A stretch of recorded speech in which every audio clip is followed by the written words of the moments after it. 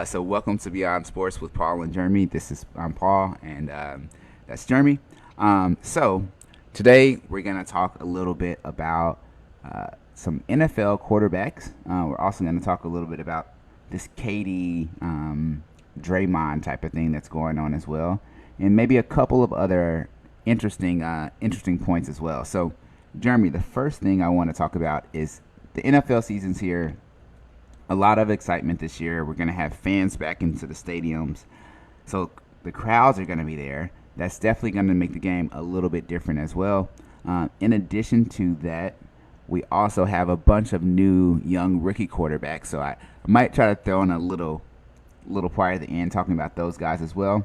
But let's start off talking about the top quarterbacks in the NFL this year. Like, there's a lot of guys that I feel might get that top spot, or maybe not the top spot, but like being those top five, right? So, what are your thoughts on the NFL quarterback situation?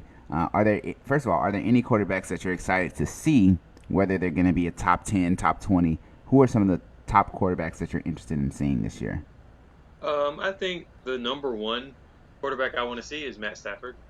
Mm, I really want okay. to see what Matthew Stafford can do in a better culture, in a Yeah. better coached system where Mm, he is no longer the best player on the team, basically. He's no longer the linchpin and the hope of the team.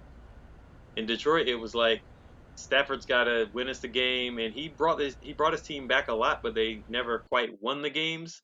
Detroit, they would always be down by double digits, and then they would come back and tie it up or take a late lead and then lose at the end, right? Like that's just what happened. Seen it plenty of times living in that area. So now I kind of want to see what's Stafford going to do when he's kind of should win, because this team is built to win regardless of the quarterback. They can slide in any running back with talent. They've done that over the past few years. They can slide in a quarterback. You saw last year after Goff got hurt and his backup came in, won some games. They were trying to stick with the backup instead of Goff. It was a whole thing, right? And that's why they got rid of Goff, because they're like, we don't need him. We can play with anybody. Now you have Stafford, who is by yardage one of the most prolific quarterbacks in history. So he can throw the ball, great arm. Decision making, we'll see. But I'm interested in seeing how he plays in that Los Angeles Rams system. You're on mute. So I think Stafford's definitely going to be an interesting one for me. And you think, like you said, you're talking about this Rams team that has been pushing for years to try to win the Super Bowl, right? Or sorry, one second. Try to get back and win the Super Bowl, right? So I feel like you do have a very competitive team. You have a very young coach that has been fairly successful in his time with the Rams. So with the Rams, Stafford should theoretically show out. And I think that it'll be interesting to kind of see how he does. Um, Two other quarterbacks that I'm interested in seeing. One of the main ones is Trey Lance. Like, I don't know if he's going to start. I don't know if he's going to be a backup, but I imagine that he's going to get some time in their system. With Trey Lance, remember that he was really dominant 2 years ago. Didn't even get to play, I don't even think, a game last year. Got drafted at number 7, I think it was, by the 49ers. So no one really knows how good he's going to be, right? Remember, he's a division, what, two quarterback, right? And he didn't play against Division One competition that often. And I think that that's going to be one of those guys where it's like, we've seen all the film, we've seen all the video, we've seen the combine, and we saw what he could do.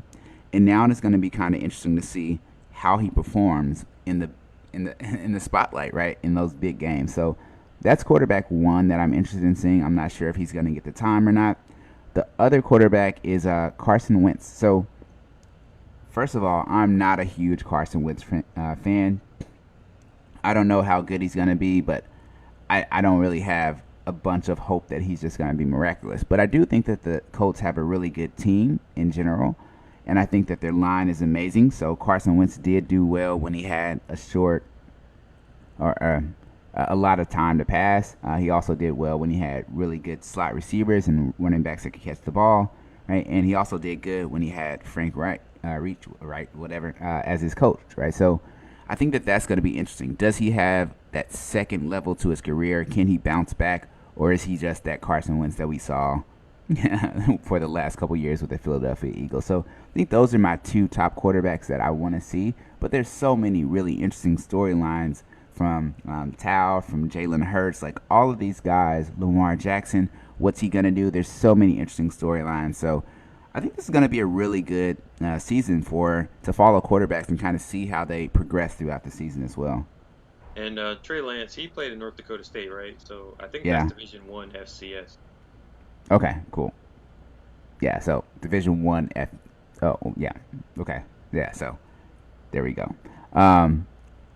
Yeah, I thought it was Division 2 for some reason. I don't know why, but yeah, there we go. So we had Trey Lance. We talked about Carson Wentz. We talked about Matt Stafford. So let's get into this list of your top 10 quarterbacks. So what do you want to start? You want to start at the bottom at 10? We can both talk about our number 10 and then go along and rank them that way. Yeah, What do you yeah. think? Let's start at the bottom. I really want to start this count up thing where you start from one and go up to 10, but I know Okay. people are going to leave immediately after number one, so can't do that. We'll start and do the traditional countdown. I'm an innovator. It'll catch on eventually if we do it. So next time. All right. So let's start at 10. Um, my number 10, I think for number 10, this is kind of what I expect or hope out of the quarterbacks. There's no real number involved. Like I said before to you off camera, this is going to be feelings over facts. This is going to be heart over head. So I'm just going to go with it. My number 10 is going to be Trevor Lawrence from Jacksonville. Nice. And the reason why is because he's going to get the reps. He's going to be the guy, right? I don't think there's going to be any sort of challenge. He's going to have one of those kind of Peyton Manning, Justin Herbert type years where at least you know he's firmly, well, maybe not Justin Herbert, but Peyton Manning, you knew he was firmly the number one guy. And he's going to be starting. He's going to get the reps. And I think if they're down a lot, he's going to throw a lot. It should be good. It should be the system should feature a lot of shorter passes, easier passes for him to make, more rhythm type stuff. I think he'll be successful. So I think he could possibly, even as a rookie, rocket vault himself up into the top 10 quarterbacks. So that's my number 10.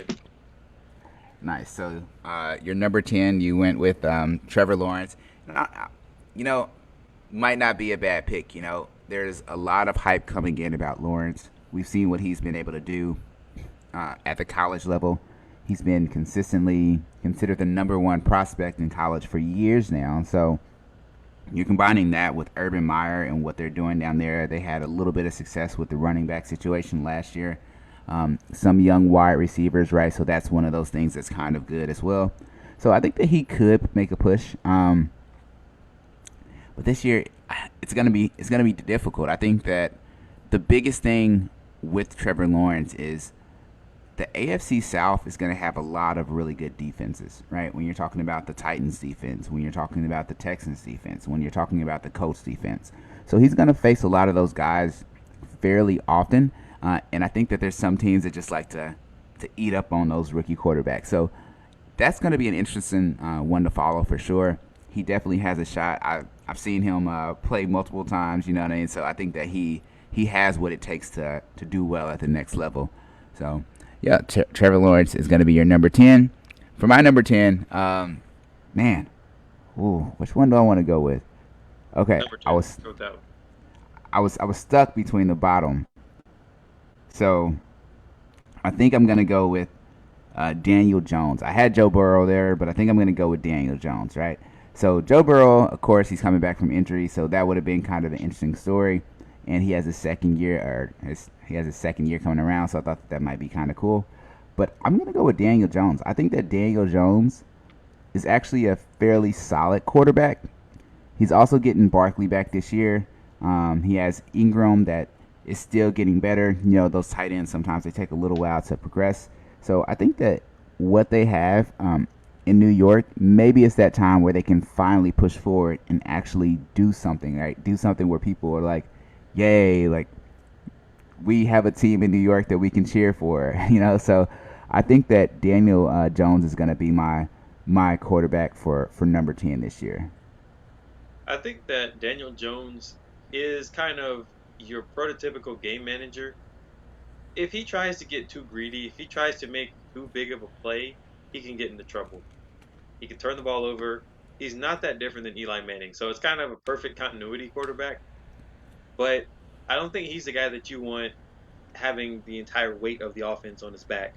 But if the entire offense is healthy, Saquon's back, they can run, they can mix it up with the pass. I think he could have a really good season. But there's just something that doesn't quite pop with Daniel Jones. I think he's a good quarterback. You can see the glimpses of goodness, but he needs more consistency. He needs to be able to do it regularly, and that's what I kind of wonder about when it comes to Daniel Jones. Yeah, I think that's going to be the thing with Daniel. Like you said, how consistent can he be? Can he put the team on his back at certain times? Can he make that progression, right? I think, like I said, with Saquon coming back, if you remember, Saquon is like leading, like one of the top two in the league in total yards from scrimmage, right? So that's one of the things that he does, not necessarily just out the backfield, running out the backfield, but also catching the ball as well. So if you can have that as another weapon, and Saquon can still have that explosiveness, I think that that's going to be one of those things that helps them out and takes them to the next level. So we'll see about that one. But yeah, so that could be totally off, but we'll see how that one goes. So all right. So now we talked about number 10. What about your number 9 quarterback? Who are you thinking about for number 9? Yeah, I might have been hard pressed to remember 10 quarterbacks, and so this might be a little cop out. But my number 9 quarterback is going to be whoever starts for the Saints, whether that's Taysom Um, Hill or Jameis Winston. Maybe both of them. Maybe it's like a fantasy thing where you use them both alternating and you like get one good quarterback, whatever. But yeah. the Saints offense loves to pass the ball. They throw it to their wide receivers, they throw it to their running backs. Drew Brees has put up crazy numbers in that offense. Yeah. Wide receivers have, Michael Thomas had almost a record-breaking year, I think, a few years back. So everything is there for the quarterback to be successful. So I think we've seen Jameis Winston throw for 5,000 yards. We know he can Mm, do that kind of thing. So, hey, I think if he's the quarterback, he can have a really good season. If it's Taysom Hill, it'll be a slightly different type of season yeah. where he'll have a lot more running involved. But I still think either one of them, whoever starts, will be a really good quarterback this year just because Sean Payton won't let them fail. I'm right there with you. I had Jameis Winston for number 9 on my board as well. So I think that Jameis is going to win it just because of the passing factor, right? Like, forget the interception part, but being able to get it to the wide receivers. You have Michael Thomas. You have all this speed. You have these tight ends that are down there. You want to make sure that you have a quarterback that they feel comfortable with as well. That's going to be able to get them the ball. And I think the one that you're going to have that can do that on a more regular basis is going to be Jameis Winston. And I think that in addition to what Jameis Winston has done, a lot of the areas that he needs to improve on are the interceptions, right? We talked about that before. Some were his fault, some weren't his fault. But this recent preseason game, right? They or the recent practice or preseason game, right? They both had 7 interceptions total or something like that. Seven? Or 7 turnovers. Yeah, 7 turnovers total. And so Sean Payton was like, I can't be talking about a starting quarterback yet. Like these guys, we had 7 He's like, I need to turnovers. So sign Tim Tebow. bruh, don't even get me started on that mess. He's available. Um, he ain't available. He needs to. And don't even start me on that. All right, but anyways, yeah. So Jameis Winston, I'm going with him at number 9. I think that the Saints keep that momentum going.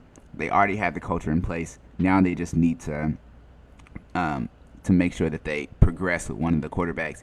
It is going to be different having that pinpoint precision that Drew Brees had, and that way to get wide receivers open. And this is going to be interesting seeing, right? Like, are we undervaluing what Drew Brees did?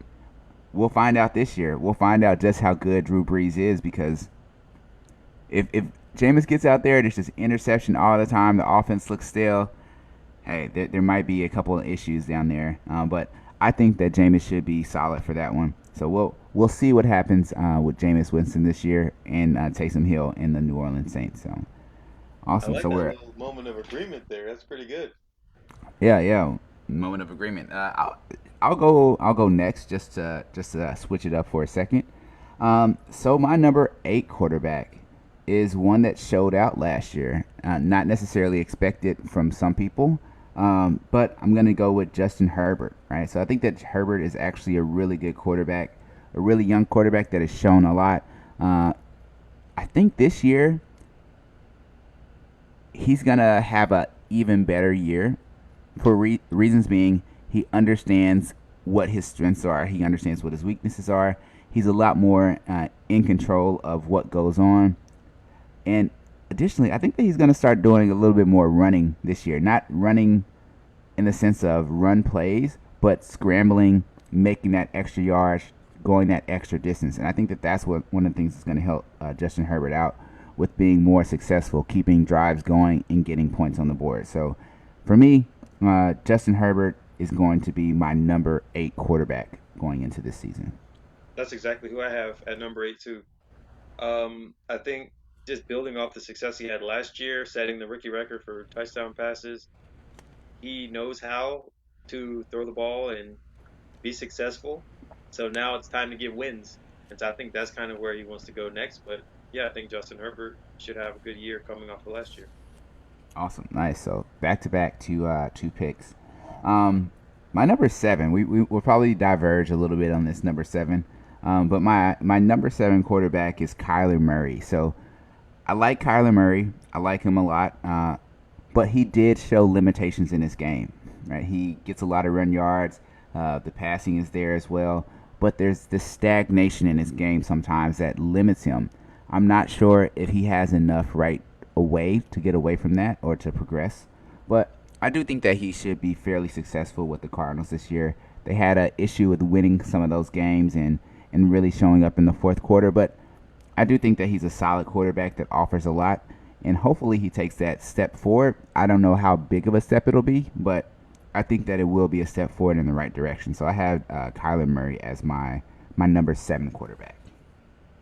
Yeah, I think that the Cardinals look really good at times.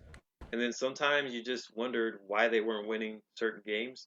So I think they have a lot of potential. I think if Kyler is utilized the way that he should be, which I think he has to get out of the pocket a lot.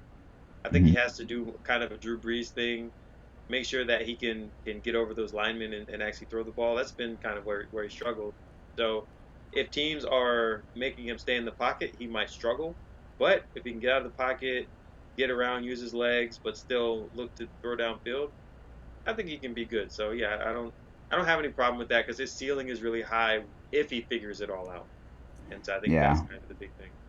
Smaller quarterback, he definitely has to work on those fumbling issues as well, right? Like that's one of the things that hampers the team. So turnovers, turnovers, turnovers. They're gonna hurt young quarterbacks, and I still consider him a fairly young quarterback. He still has a lot to learn about the game, but I definitely think the Arizona Cardinals are in good hands as long as he can still build upon what he has there. Yeah. Okay, so who did you Uh, have for number 7, Jeremy? for me, this of course is pending health, but I have Dak Prescott, and Dak.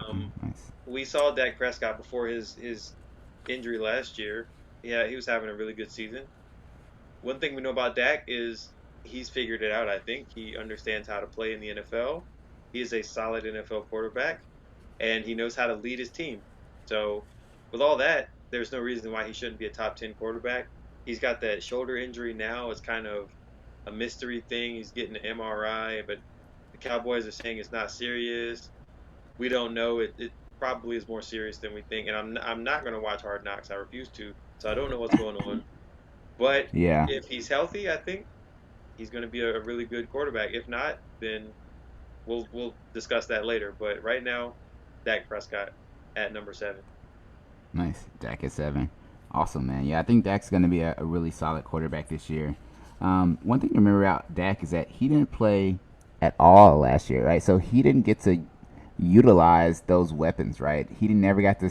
We never got to see him with C.D. Lamb, and I think that C.D. Lamb is one of those guys that is gonna keep growing. Like you remember when Julio came out, Julio dominated, and then he just kept getting better. Not saying C.D. Lamb is Julio, but there's those types of comparisons, out there. Even the Dez Bryant comparisons or whatever, right? So I think that the CD Lamb, having him, having Amari Cooper, having these guys, they're definitely going to show up and show out this year. So I'm definitely excited to see what they do in Dallas. And if Dak can stay healthy, I definitely think he'll be a top 10 quarterback. They just fits the mold of what they're doing. In addition, I want to say one thing about the Cowboys. They really took the steps forward to try to improve their defense, which was one of the biggest areas of concern with them, right? The offense could put up points at times, right? But the defense really stagnated any type of progress that they had towards winning games. So we'll see. We'll see what happens with them this year, especially with improving the defense and also having Dak back with that very interesting and I don't want to say necessarily just athletic, but interesting wide receiver core this year. So awesome. So we talked about 10, 9, 8, and 7. Who do you have as your number 6 quarterback this year? We talked about him earlier when you asked who I was looking forward to seeing, and that would be Matthew Stafford. Nice. I think he'll have a good year. Like I said, we all know Stafford can rack up the yards passing if he needs to. One of the best arms that we've seen. So we know he can throw the ball. We know that he'll just put it up if necessary. So that's not a problem. But being in a better system, being in a more, I think, regimented type system, I think that'll help. I mean, the years when he had Caldwell, I thought he played really well too. But now we have another case where he should be able to have kind of a quarterback friendly offense, and I think he'll look better. So maybe this is the year he wins a playoff game. Who knows? But I'm going to go with Matt Stafford at number 6. Nice. Yeah, I think Matt Stafford, like you said, another good quarterback. I think that it's gonna be interesting to see who are their wide receivers this year. No idea. I haven't checked the depth chart. Don't know right off. I just want to check and see because I bet they're gonna be pretty good, but I can't remember if they They don't need wide receivers. They got Robert Woods, I'm sure. They don't need wide receivers. Have they ever had wide receivers um since McVay came in? they had oh, why am I forgetting this name? The um they got traded to the Saints. He was one, but I forgot. Oh, I forget his name. Anyways, yeah. So they have Robert Woods, Von Jefferson, who is is he's either rookie or second year, but he's a very precise route runner. He's really good with separation, so that's going to be interesting. And then they have Cooper Cup. So Oh yeah, yeah. Cooper oh Cup oh, is and they he's also had have these nagging injuries like ACL. He's like injured on it. yeah, they also have Deshaun Jackson there. So I think that adding Deshaun Jackson, maybe that's the outlier that helps Stafford out the most, right? Because now you have Deshaun Jackson that can get open deep, and Stafford's gonna love throwing that But ball. Is Stafford the best deep ball thrower? Like Stafford will throw a rope anywhere on a line, but is his deep ball touch that good to where he can really use Deshaun Jackson? Well, if you think about it, see now I'm forgetting the wide receiver. Man, it's so crazy going a year without football on all the time. You know what I mean? But there was a wide receiver that was in Detroit that did really well, and I keep forgetting what his name is. Marvin Um, Jones? Marvin Jones, yeah, right. So Marvin Jones was one where I thought that he also could get open deep sometimes as well. And I think that that's going to be the same thing that happens. I mean, Robert Woods is not a burner. Von Yeah, yeah. Jefferson is not a burner. Like Cups, uh, so No, he's the gonna only get real open. one that they have is Jackson. That's going to be a burner. But Yeah. all these other guys can have separation. And Matthew Stafford. One of the issues in the Detroit Lions was all that pressure that he was getting. It's harder to get some of those passes away.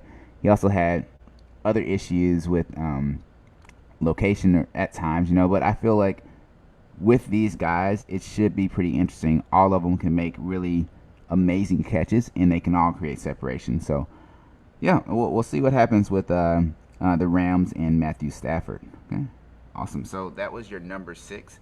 My number 6 quarterback this year is going to be Lamar Jackson, right? I think Lamar, awesome quarterback. We saw what he could do before. He really didn't have the wide receivers that he needed, I guess, last year. So that was one of the things that a lot of people considered with him, or considered might have held him down. But this year they have Sammy Watkins, Miles I said Miles Boykin, and then Marquise Brown, right? So Marquise Brown is in his second season, and I think that that's going to be one of those interesting things to have, right? You have a young wide receiver that's short and quick, and now he understands how to utilize his game to get open and get that separation, and he can spread it out, right? He can go the distance, and that's actually one of the things that Lamar does like doing as well. And then they also have Rashawn Bateman, who's a rookie, and he's another one of those guys that could be that third wide receiver, a little bit of a bigger body that Lamar can get it to. So I think Lamar Jackson this year is going to take another step forward in being one of the solid top quarterbacks in the league. Hopefully, he has that receiving help that helps to help him out as well. But I think I'll go with Lamar Jackson for my number 6 quarterback. All right, sounds good. Yeah, I'll talk about Lamar Jackson later, so I can do Okay. that commentary then. Okay. Okay. Cool. Whatever. And then your number 5 quarterback. Who'd you have Number for number five, 5? I'm gonna stay in the division with Lamar. I'm gonna go with Baker Mayfield. Oh, Um, okay. just kind of Nice. a you're not going to see like crazy amounts of yards. You're not going to see, bombs downfield. That's not what Baker Mayfield does. But I think last year kind of gave us an idea of what his ceiling is, and he's good at leading his team.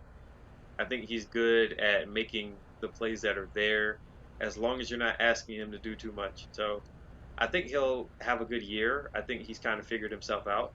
So this isn't based on gaudy numbers. This isn't based on anything quantifiable other than wins, I think. So that's why I'll put it in there. I think Cleveland is on the rise right now. So Mhm. we'll see if they can repeat what they did last year. But I'm going to go with Baker Mayfield. He's another year older, another year more mature, I think. So, we'll see what he does. I have him at number 5. Yeah, and I think that team is very interesting, right? Like their offense has so many weapons, right? When you're talking about Jarvis Landry, Odell Beckham Jr., right? You have them. You have David Njoku or whatever his name is, right? So you have him. You have Rashard Higgins, who also was showing out last year as well. So you have all these guys that are with the team, and now it's just going to be time for them to take that next step. We also have Kareem Hunt and Nick Chubb, and I think that that's the other part, right? They used a lot of running last year, and maybe that took a little bit of the pressure off of Baker Mayfield, and he actually did a little bit better putting his team into the playoffs, right? Um, but at the same time, I wonder how far they're going to get away from the run and go more towards the pass. Is Baker going to be more of a game manager this year, or is he going to be that top guy? Not sure, but if they utilize the weapons correctly, then they could have a really big season. So I think that Baker Mayfield definitely has a chance to crack the top 10 this year as well. With my number 5 quarterback, I went with Tom Brady. So I think that Tom Brady is going to have another solid season. He is getting a little bit older, as we know, but we saw that didn't take him too much out of the way last year. He did fairly solid, but still having Chris Goodwin, Antonio Brown, Mike Evans there to kind of help out. I think that those guys specifically are going to be the ones that make his job easy. He still has O.J. Howard, Rob Gronkowski is still there. So I think that just putting all those guys together, and then also with the running backs, Fournette and Jones, their team should be fairly solid. Like Brady shouldn't have to struggle this year. He's gonna have guys that can get open. He's gonna have guys that can catch the ball.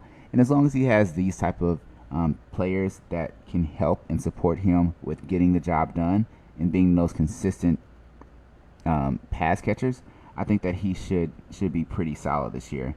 Maybe they lean a little bit more on the run so that they can preserve him and preserve his arm throughout the season. But I do think that he's still going to be one of those top quarterbacks. So I'll put Tom Brady as my number 5 quarterback for the 2021 NFL season. All right, sounds good. Moving on. Yeah, cool. So who do you have as your number 4 quarterback? All right, for number four, now we're getting into the good quarterbacks here. So I'm gonna go with a guy who probably doesn't want to be playing this year, but he still is. I think he'll be fine. Aaron Rodgers, have his number four. I Nice. said this before. I thought Aaron Rodgers should have just retired. And all this passive aggressive going back and forth with the front office and trying to pick players. Is he trying to be LeBron where he brings in a bad team? The problem is that LeBron could get half of those players traded in the middle of the season if it didn't work out. Aaron Rodgers still is going to have to throw to Randall Cobb, even though he's older now. So, and some other guys he had brought back apparently. So I thought Aaron Rodgers should have retired. Honestly, I thought he should have pursued his other interests and just lived his happy life instead of going back and forth. However, he wasn't happy last year and he won MVP. So I think as long as he still is Aaron Rodgers, he'll be able to play well. So I have him at number four because no matter what mood he's in off the field, I think he can produce on the field. Yeah, Aaron Rodgers is always one of those solid quarterbacks. He has those couple of years where he, maybe they're a little bit off. He had the year where he got injured. Hopefully that doesn't happen to any of the quarterbacks this year, you know. But having Devontae Adams there and showing out like he was. Also, they brought back Randall Cobb, right? So that comfort zone of that dump off guy where he knows that he's always going to be open, right? He can always find a little gap. That's going to help improve what Aaron Rodgers can do this year. So I actually also had Aaron Rodgers as my number 4 quarterback this season. And I think that that's going to be one of those things that we kind of look at and see what happens, right? Um, Aaron Jones has been running the ball fairly well, right? So I think that that's going to be something to incorporate as well. How much do they use him? But outside of that, I think that Aaron Rodgers has shown time and time again that he's typically going to be one of the consistent top quarterbacks, top 5 quarterbacks in the league. And I don't think that there's any sign that he won't be able to do that this year as well. So awesome. So we got to number 4, same guy. So let's go ahead and jump to number 3. I'll just start out and jump to number 3 first.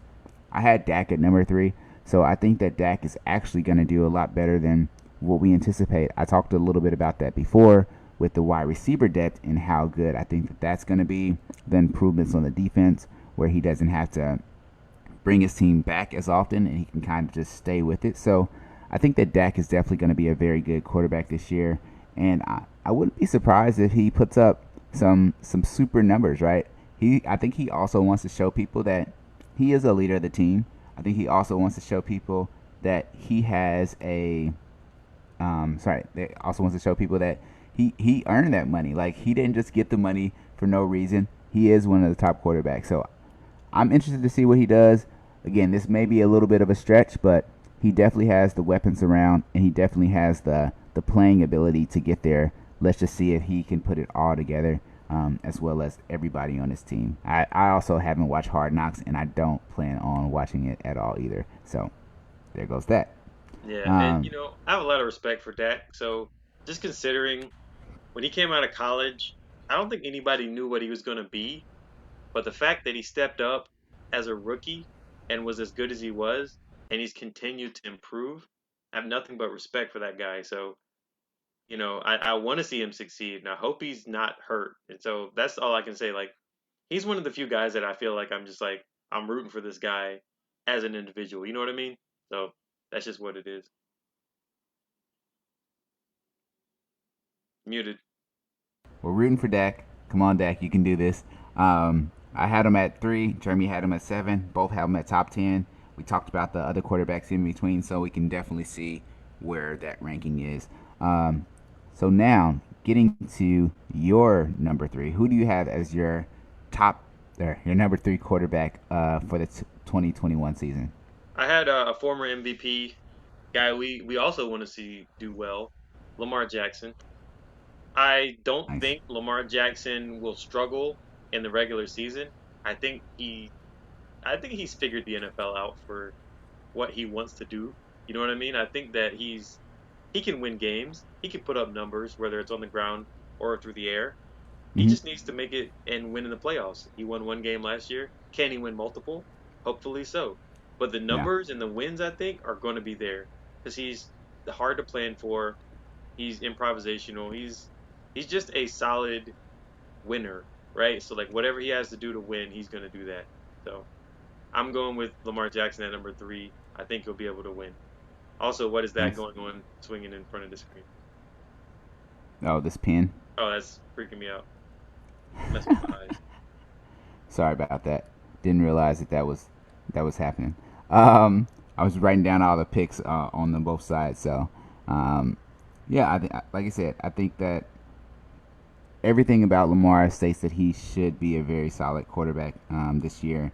And as long as he continues to grow, continues to figure out the quarterback position, I think he'll be fine. I think he tried out different things last year that maybe were due to other people kind of like getting in his ear as well. I feel like he's going to get back to his own style and just really showcase what he can do, especially with his playmakers, the playmakers that he has on his team. So I think that's a really solid pick for number three as well. So let's see for number two. Who did you have for number two, by the way? The future MVP of the NFL, Josh Allen. I Josh think Allen. Josh Allen, he really improved from what I called a running quarterback to Mhm. an overall all around quarterback. He's got a lot of talent. He can run, he can throw. Not that different than say Lamar, not that different than say Cam, but he's Yeah. put in that position where his team is really good. And if they have another good season like they did last year, I'm sure he'll be the MVP, if not in consideration for the MVP. So I'm going to go with Josh Allen as number two. I think they'll win. I think they'll have success, and I think he'll be a large part of that. Nice. Yeah, I'm also going with Josh Allen. I have him as my number two quarterback as well. And I think that Josh Allen, like everybody knows here, that I'm kind of like a Josh Allen fan. Um, but I always thought that he had potential to get to this level, and I'm happy that he ended up reaching that. And it's surprising in a sense because for some reason we always have this mindset of like Buffalo, like really, like Buffalo, but Buffalo showed out again last year, going fairly far. They just couldn't get over that last little hurdle for whatever reasons we might say. I'm not gonna say anything about refs or anything like that either. But I could have, but I won't say that. So if You that's just there, implied. oh, not at all. So I definitely think that Josh Allen can do that again. Emmanuel Sanders, Diggs, Cole Beasley, this group that he has is very solid, and they all do a little bit of different things, but they do what they do really well. Devin Singletary, Zach Moss is in the backfield. I think that this kind of helps them out as well. So, barring any type of injuries issues, I think that Josh Allen continues to build off his momentum, and I love the way that he plays the game. He's having fun. His team's having fun. It's an exciting game to watch. So, that's something that you didn't really see with the Bills for a while. And now they're back in contention to really show what they can do this season. So awesome. So now we've talked all about these quarterbacks, right? So we've had 10 through 9, or 10 through 2. I had, let's see, Daniel Jones, Jameis Winston, Justin Herbert, Kyler Murray, Lamar Jackson, Tom Brady, um, Dak Prescott, Josh Allen, and let's see, who'd you have as your 10 again? Oh, I wait. had Trevor Lawrence, Oh yeah, Trevor. um, New Orleans quarterback, Justin Herbert, Dak Prescott, Matthew Stafford, Baker Mayfield, Aaron Rodgers, Lamar Jackson, and Josh Allen. Awesome. So now, who do you have as your number one quarterback of I the mean, at least 2021 it's the season? the most anticlimactic. We might as well say it on three because I'm sure we got the same guy, Justin Fields. No, uh, Patrick Mahomes. That's what I have as Patty number one. I think Mahomes. Patrick Mahomes is in his groove.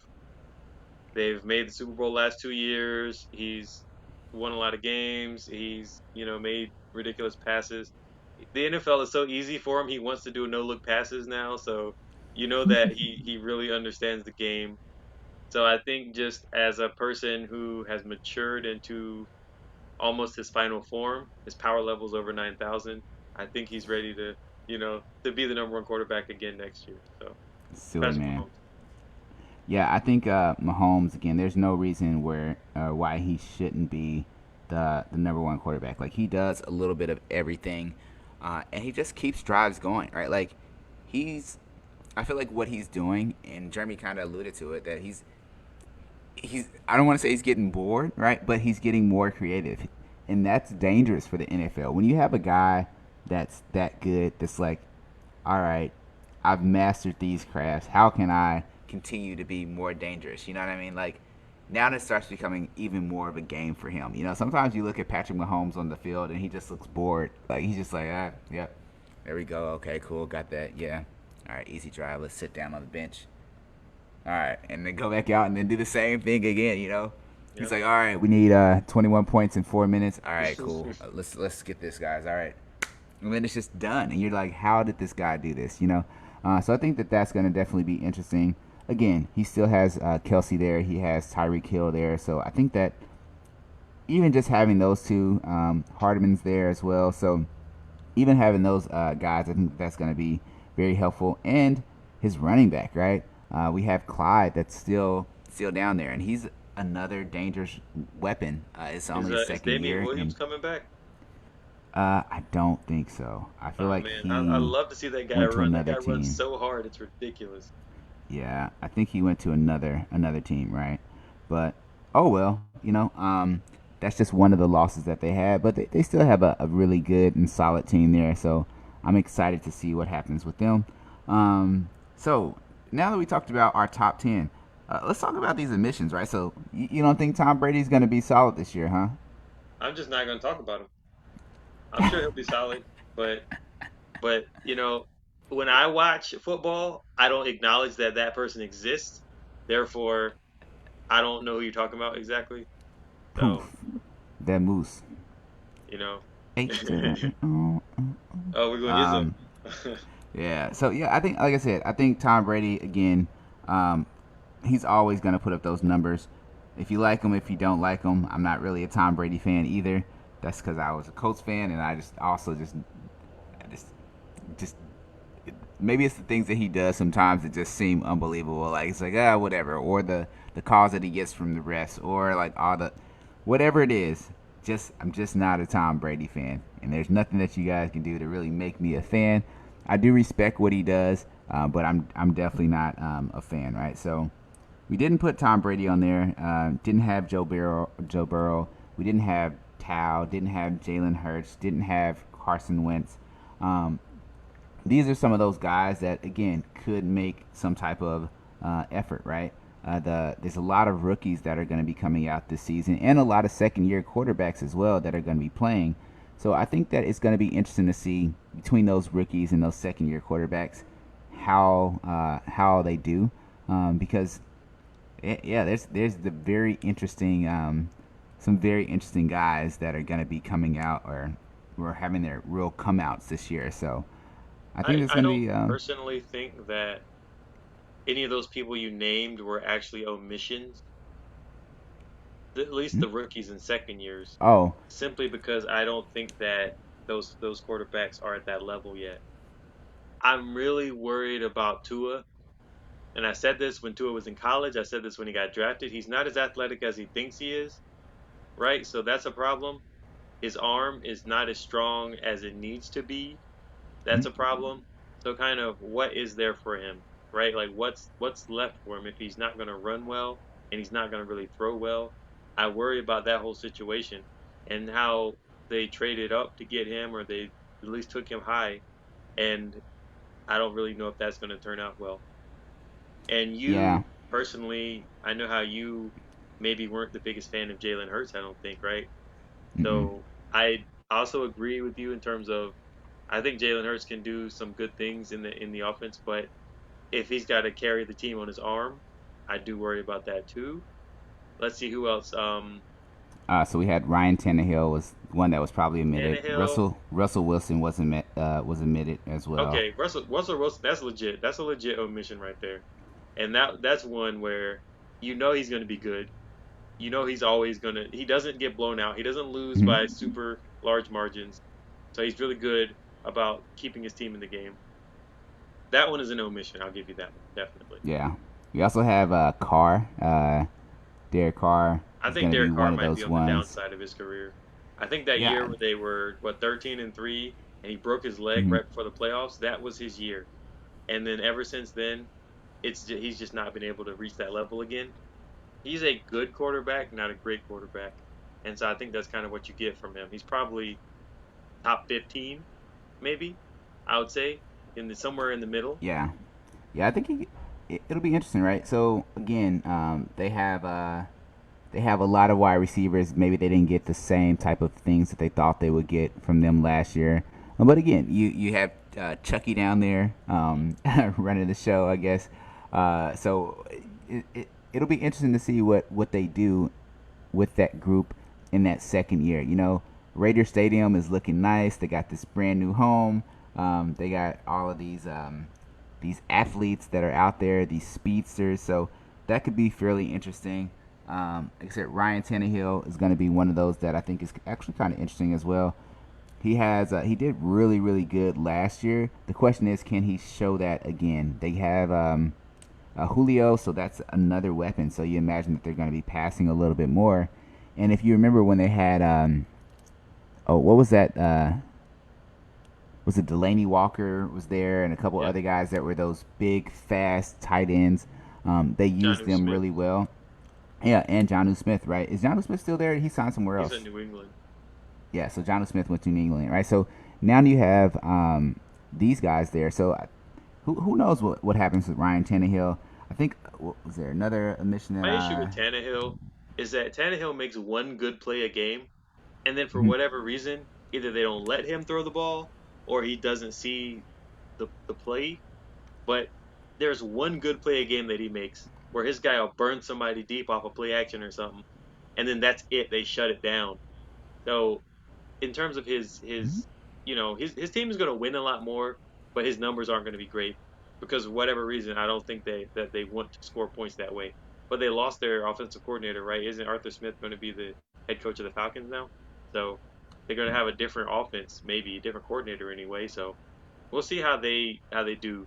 I don't really have that much faith in Tannehill, but I will say it's impressive that he's got a huge contract after coming into the NFL. Basically, like nobody thought he was going to be any good. Wide receiver in college, decided to play quarterback too after that, and then became an NFL quarterback. You're like, how is this working? But he found someone that had faith in him, and that's been yeah. nice. And he's been able to stay on and get a large contract based on it. But I don't really have that much faith in him personally.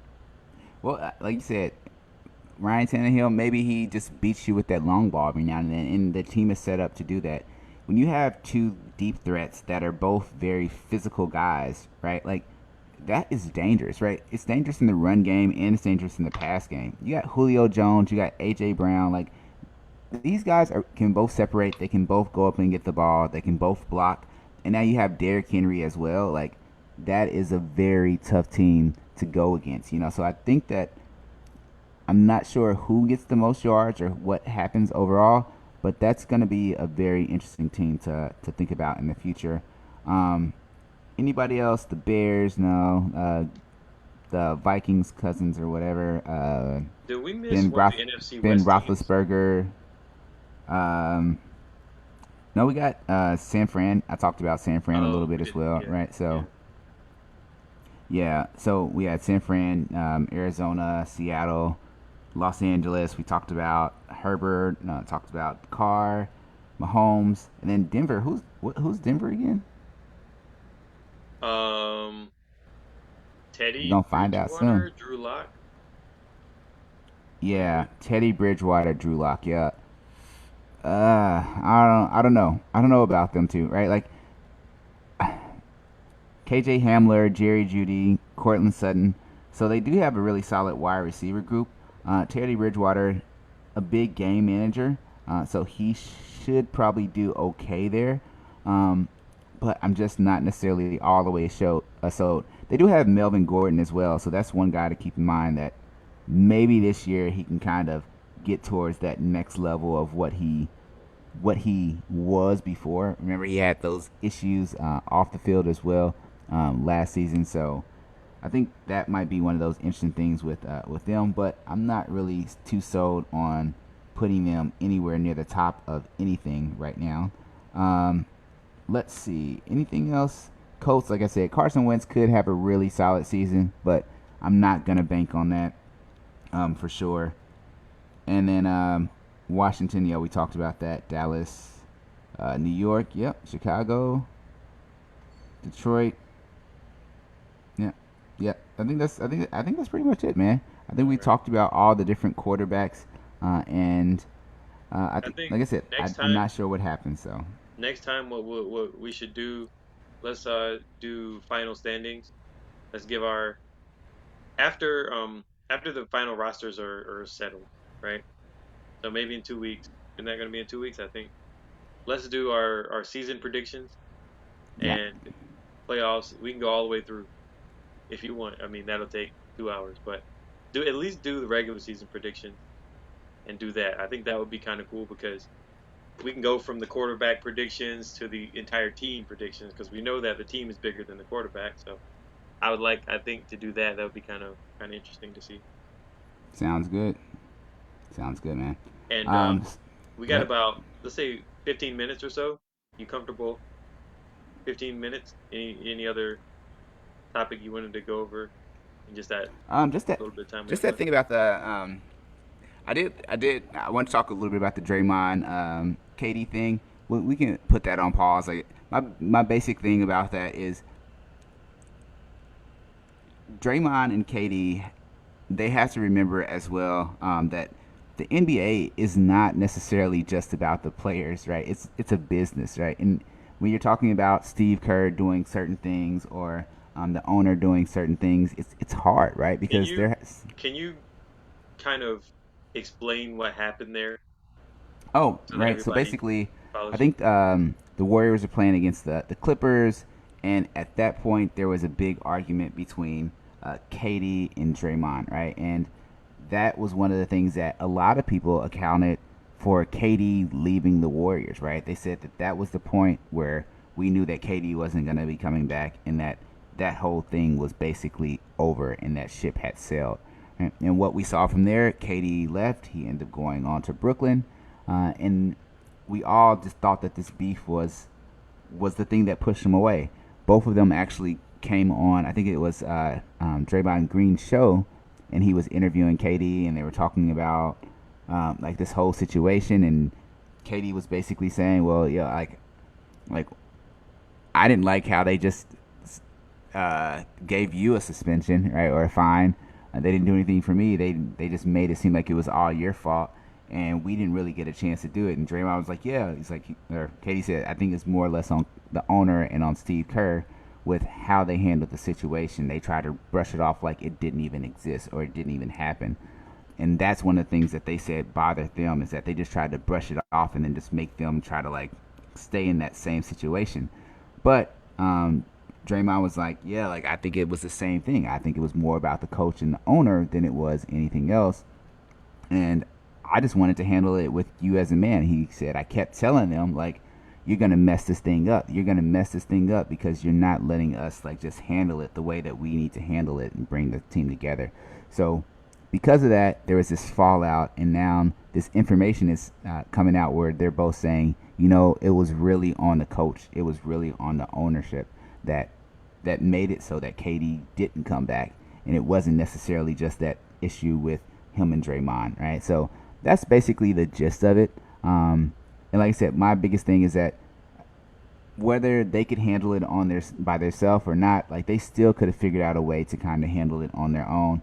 I do think that, like I said, the NBA is a business, right? Like the players there, of course, they have some say, they can do certain things, but when you're talking about the league in general, you have to remember that it's all about money, right? If it's not making money, then it ain't making sense. And that's one of the things that I think the ownership saw. We don't need any type of negative publicity.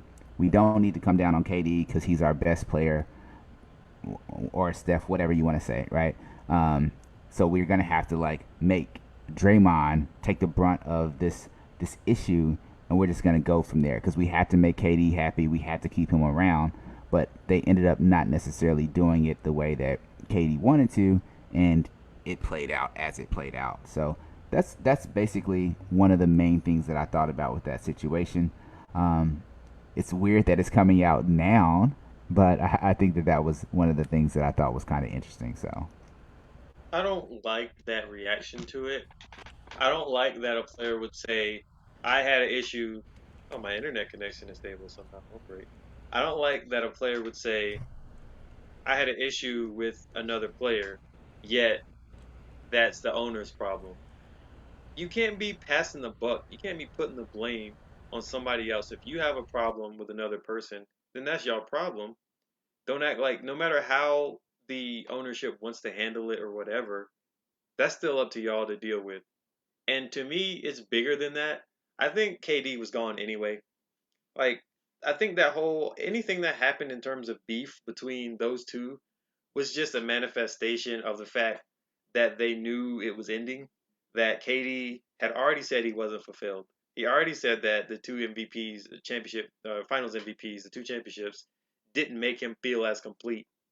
And I'm sure he had had run-ins with other people just based on personality differences. I'm sure he and Draymond clashed because they're both passionate people. All that stuff happened. So I think doing this little thing is just kind of, hey, let's get Draymond's show started off with a bang, right? That's all it is. Because anything else beyond that is ignoring the fact that that thing was falling apart anyway. That was their last year together. So however it ended, it was going to end. And why everybody got a podcast now? Man, this is overrated. Everybody with a podcast. What do they even know about podcasting? Man, leave yeah, it. I think you're gonna see it even more. Like I think that if I'll say this with the podcast thing because I think it actually is kind of cool. You get to see these players in a different light, the ones that are actually playing or the ones that aren't playing anymore, right? Like Gilbert Arenas. I think that these things are actually, or these podcasts are interesting because now you get to see the person, not necessarily just the player, and how they analyze film from their perspective. So I think that that's actually kind of cool. And one of the things that we saw recently was that a lot more players feel like they want to have a voice in what's going on in the NBA or what's going on in the world. And if they're always sequestered, I guess, maybe in a sense, by this NBA bubble, right? Now they can't really speak up the way that they want to. So I think that giving them a voice in these different atmospheres is going to be something that we see happening more and more. Not too bothered by it, but again, it's Look, taking I'll away just our say this. viewers. No, just I'll playing. say this. There's too many options. Too many options because you could see a person's like for me a lot of the times I'll see a person's new podcast or whatever. I'll be like, I like that person, and then you actually get to know that person, and you're like, oh, that's what they're like. I don't really feel that. So like you get so many options. It's almost like the reason why I stopped eating at Which. It was just too many options. It's too much stuff going on. It's overwhelming. But dude, not everybody's ideas and unique point of view attracts everyone, right? So it dilutes kind of the No. fan base. But it is right. You're right in the fact that everybody can have a voice now. Everybody can have their opinions known, and that's what it's all about. I mean, why are we doing what we do? For me, it was just like, hey, I enjoy talking about stuff. Let's see what happens if we talk about stuff and other people can see if they relate to it, you know? Well, we don't have any actual like traction, right? Whereas other people who have traction and millions of people know their name can already do it. It's almost like Twitter. Like the first person that described Twitter to me is like, yeah, it's like you can hear what he'll say what he ate, and when he's on the toilet and stuff. I don't know why he specifically used Shaq as an example, but maybe because Shaq was already on Twitter at the time. This is like '08, and so Mm-hmm. I was like, that's kind of an interesting idea, but also useless. And I think Twitter has proved itself not to be useless, but there's also a lot of noise, right? A lot of noise, and it's hard to find the signal from the noise. And I think that's the way it is with the podcast sphere, podcast scape. So it all is what it is, and you know, if these stories come out, I guess some people are enjoying them. I think it would take a lot more of like what you said, analysis, in order to get me really hooked.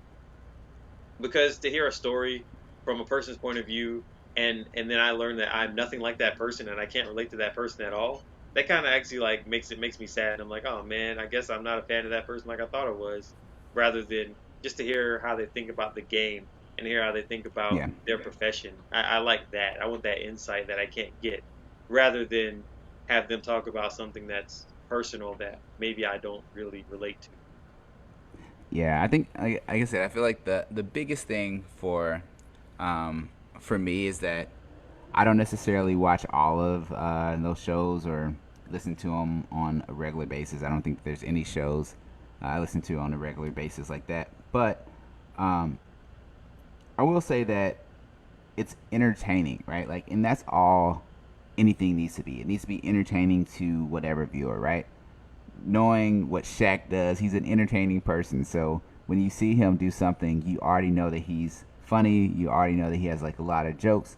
So now you're just waiting for the next joke, waiting for that with that anticipation, you know. And I think that that's one of the reasons why it works, right? Why does Instagram um, have so many people that are using it, right? Why do people send their friends clips all the time of things that are basically meaningless and pointless and have no thing? It's like, hey, did you see that video of that cat falling from the window? It's like, yeah, it's like, wasn't that great? It's like, it was a cat falling from a window. But when you're in this mindset that that's entertainment now, you're like, yeah, that was wild. Like, I thought he was gonna land on his feet, but he landed on his back, yo. You know, so it's just all about what's entertaining to the viewership. And Instagram actually built up that viewership by saying, hey, let's talk about entertainment.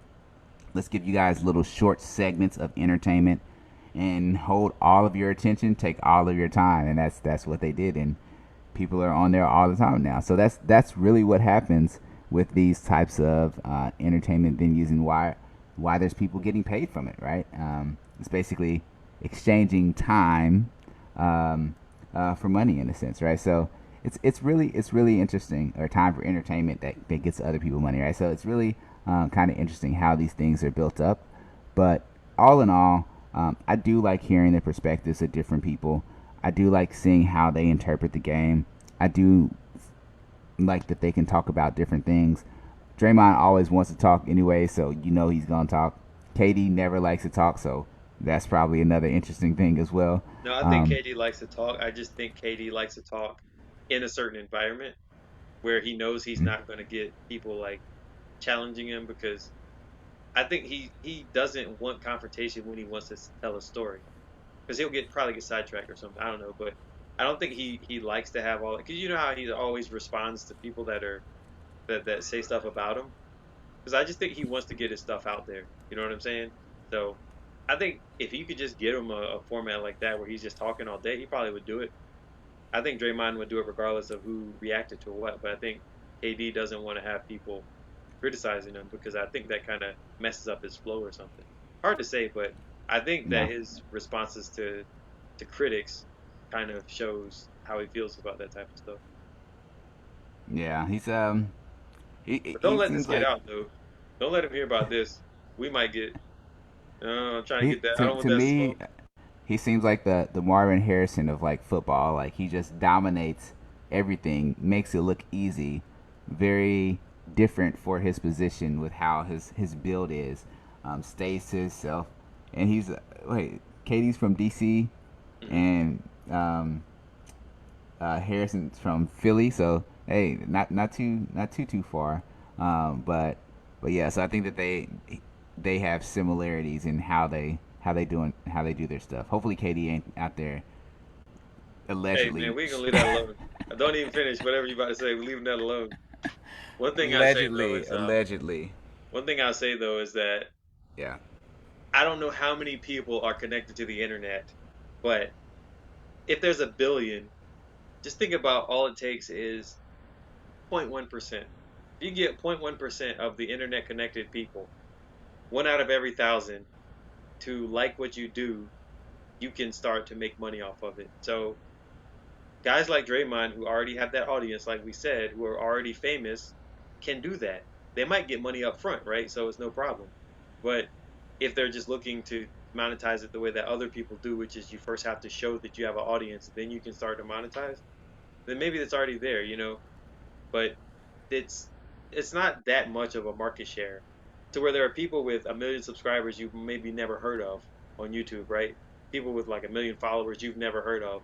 But as long as you have a corner and it's a sizable corner, you're starting to make money off of it. But you got to wonder, is it good money? I guess because the money is made off of advertising, right? Everything has to do with advertising, targeted advertising, whatever. Everything is advertising. So, who are you advertising for? Who are these people? Who are these entities, these companies, right? So, that's was one thing. You know, they always say all money ain't good money. So, who knows? Well, this is why we have to have another show where we can talk about things like that, like building your brand, how it's been done, how people are doing it, why it's so important, and what it offers you, in the long term, right? Like there's people that have built brands out of whatever it might have been, right? And I think that that's really an interesting topic to talk about. Is like just the brand building. Who are some of the people that have done it, and how have they done it? Where does this go? And the last thing I'll say about that is marketing is crazy, right? Like you'll see the same ad 15 times, you won't listen to it anytime, you'll view it maybe once, like maybe you'll hear the sound, and then you'll be out somewhere and you'll see a product that's been marketed to you and you won't even realize that it's been marketed to you, and then you're like, oh yeah, I guess I'll try that out. I don't know, it looks kind of interesting. And then you're like, oh, and then they made a sale. So Hmm. that's why marketing is so heavily invested in, and there's a lot of money that's going out there, especially with YouTube, Instagram, Spotify, music artists. Like there's, yeah. So it's gonna be interesting, man. I wonder how the world is gonna be in a few years, but I'm excited to be on this ride as well. So that's all I have for today. Any last minute thoughts about our quarterback list? Any thoughts about anything in general that might be on your mind? By the way. No, no, I did my little rant already just now, so I got it out of my system. That Bow Wow, something like that. So, I don't know. I don't know what that is. I didn't listen to Bow Wow much. oh, that's a I good just thing. That's a good thing. I I just didn't remember the either. Bow Wow Wow Yippee Yo Yippee Yay. Yeah, Where man. my dog's at? Rolf, Rolf, Rolf. There you That's go. all I remember. I said Little Bow Wow. You just don't know. The classic, man. Classic. Oh yeah, yeah. I was thinking that was somebody else for a second, but I was like, yeah, I remember that song ish a little bit now. It wasn't the Bow Yeah. Wow or Hey, Petey I mean, Pablo. Nah, P. just flat. Pablo, both phenomenon. Raise up. Awesome. Um, let's see. I think that's it, man. So we'll try to do a couple more shows. I know we're gonna be busy for the next couple of weeks, but we'll try to like throw a couple of shows in there. And if you guys have time, check out our YouTube channel. We've been putting a lot of like videos up there. Check out some of the ones that you guys have seen, some of the ones that you may not have seen before or heard. There's definitely some really good discussions that are out there, things that we projected for the future that actually came to come or came to happen. So definitely check those out when you get a chance, and let us know what you think about them. Comment on them, and share if you think that somebody that might like it as well. So that's all I had. So I guess we'll end it right now. This is Beyond Sports with Paul and Jeremy. I'm Paul. I'm Jeremy. All right, and thank you guys for listening, and we'll see you next time. See ya. Peace.